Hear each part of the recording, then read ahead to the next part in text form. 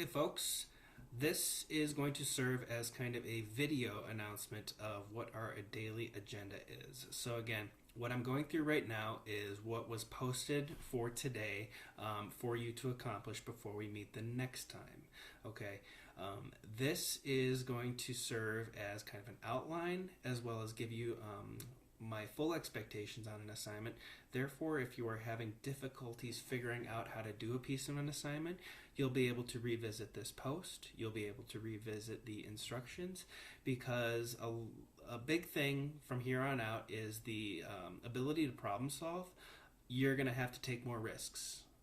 So just emailing me or telling me during office hours that I am so confused without giving me anything more to work with, it's not going to work.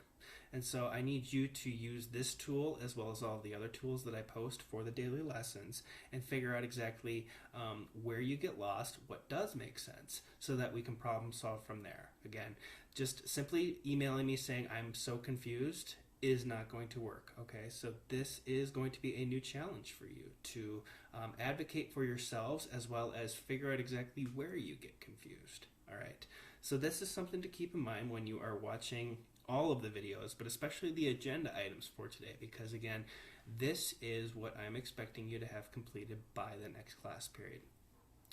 So our learning goal for today is going to be around identifying and explaining some of the significant events that were at the conclusion of World War I that ultimately led to the causes for World War II happening. Because ultimately our big unit is going to be around the Japanese and their attack on Pearl Harbor, and then how that ultimately led to the United States dropping the atomic bomb on Japan. So again, this is something in history that has gone way back from the First World War. So we're talking about 30 years prior to the atomic bomb being dropped. We're looking at a conflict from way back then, because there are so many things that happened in that 30-year span that would be argued as to why the atomic bomb ultimately was dropped on Japan. Before you can even get into that learning target, there's a few logistical things that I want you to do as we are moving forward. So the first thing, please make sure that you have checked in to the attendance using the link that was attached below. Email me if it's not working. Second thing I want you to do is watch and read the new updated expectations for class. That is going to kind of be what we do from moving forward to working with this online learning environment. And again, things could change. You guys have been doing pretty well with problem solving so far. That was posted on March 30th, so I believe that was Monday. The third thing you're going to do is open up the BrainPop attachment that has the slides.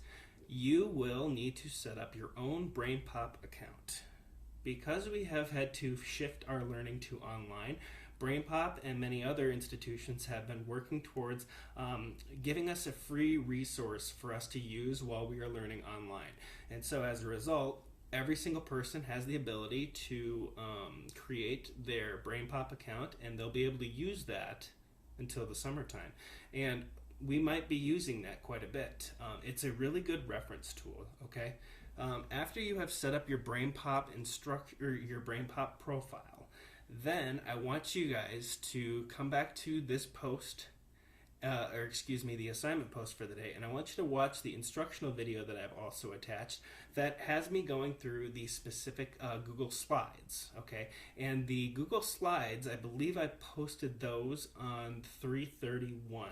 Again, that's called 7th grade online learning, and those are the slides that we will be using for the ongoing time. Those slides will be specifically identified as far as which ones the video is going to be detailing. I believe for the next one it'll be slides 6 through 9, something like that. After you have listened to my instruction as well as viewed those slides, then you will go to BrainPop and you will use the link that was attached, but it is called the World War II Causes BrainPop. And then after all of that is done, there is an attached quiz on the bottom of this assignment post that you will need to have done by the end of next class. It is called the Background on World War I quiz. you will need to have that done through the Google form that it's attached to. You will need to have that done by the time that we meet the next. When you're doing the brain pop, I would heavily encourage you to do the activities, like maybe review the quiz.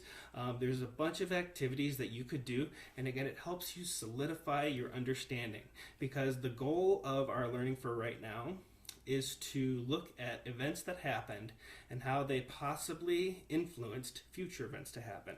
And for this, we're looking at World War One and how the conclusion of World War One ultimately led to the outbreak of World War II, getting the U.S. involved, and the U.S. dropping the atomic bomb. That's where we're going with all of this, okay? And then also on our slides, on our class slides that we're using, the learning targets and the statement of inquiry. I want you to pay attention to those, because I won't necessarily say that every class period, but that is ultimately the background of why we're doing all of this. If you have any questions, again, I want you to revisit this post. I want you to revisit what's written on the instructions, and then go from there as far as what specific questions I can answer for you. All right? I'll talk to you soon.